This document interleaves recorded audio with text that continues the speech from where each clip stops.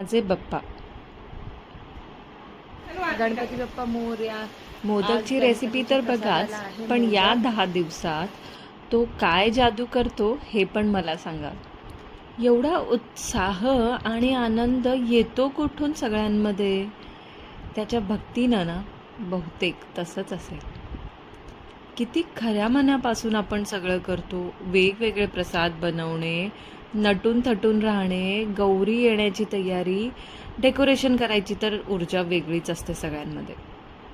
आता तो जातोय तर मी म्हटलं मोदक देशील राहशील का थोड्या दिवस? म्हणतो, अगं मी आत्ता नाही गेलो तर पुढच्या वर्षी कसं येईन? खूप मन भरून येतं जेव्हा तो जातो. तरी पण चला, तुम्हाला सगळ्यांना बाप्पाच्या खूप खूप शुभेच्छा आणि सगळे इच्छा पूर्ण होऊ दे. चला सगळे सोबत म्हणूया, गणपती बाप्पा मोरया, मंगलमूर्ती मोरया, पुढच्या वर्षी लवकर या. मोदक खाऊन जा ना. थांबा, मोदकची रेसिपी बघायला आलात ना, मोदक घ्या.